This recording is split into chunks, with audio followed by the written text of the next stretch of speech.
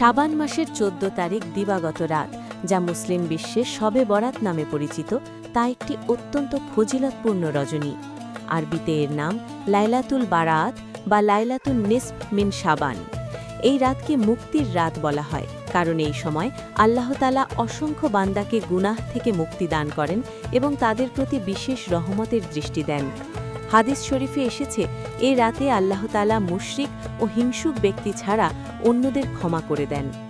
সাহিহ ইবনে হিব্বান, মুয়াজ ইবনে জাবাল থেকে বর্ণিত। রাসূলুল্লাহ সাল্লাল্লাহু আলাইহি ওয়াসাল্লাম শাবান মাসকে বিশেষ গুরুত্ব দিতেন।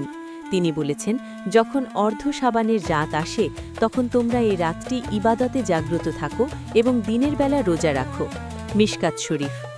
এই হাদিস থেকে বোঝা যায় যে এই রাতের প্রধান আমল হল রাত জেগে ইবাদত করা এবং পরদিন রোজা রাখা। শবে বরাতের প্রধান আমলসমূহ: ১. নফল নামাজ আদায়, তাহাজ্জুদ, তাসবিহ নামাজ, হাজতের নামাজ, আওয়াবিন নামাজ ইত্যাদি পড়া যায়। বিশেষ কোনো নির্দিষ্ট রাকাত বাধ্যতামূলক নয়। ২ রাকাত করে যতবার সম্ভব নামাজ আদায় করা উত্তম।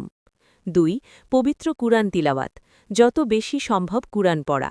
এ রাতে কুরআন তিলাওয়াতের সওয়াব বহুগুণ বৃদ্ধি পায়। ৩.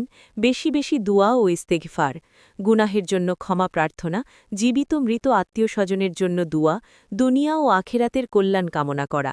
বিশেষ করে আস্তাগফিরুল্লাহ, সুবহানাল্লাহ, আলহামদুলিল্লাহ, আল্লাহু আকবার ইত্যাদি জিকির করা। ৪. পরদিন রোজা রাখা। শবে বরাতের পরের দিন ১৫ শাবান রোজা রাখা সুন্নাত। এটি শাবান মাসের রোজার অংশ হিসেবেও গণ্য হয়। ৫. আত্মসমালোচনা ও তওবা, নিজের জীবনের ভুল ত্রুটি নিয়ে চিন্তা করা, অন্যের সঙ্গে সম্পর্ক ভালো রাখার চেষ্টা করা এবং কাউকে ক্ষমা করে দেওয়া। একই সঙ্গে এ রাতে কিছু বিষয় থেকে বিরত থাকা জরুরি। আতশবাজি, ফানুস উড়ানো, অনর্থক আড্ডা, বিদাতপূর্ণ রীতিনীতি, কবর জিয়ারাতের নামে অতিরঞ্জিত আয়োজন ইত্যাদি এড়িয়ে চলতে হবে। ইসলামের আলোকে শবে বরাত ব্যক্তিগত ইবাদত ও আত্মশুদ্ধির রাত, কোনো উৎসব বা প্রদর্শনীর রাত নয়।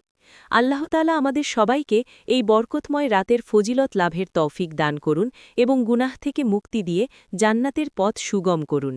আমিন।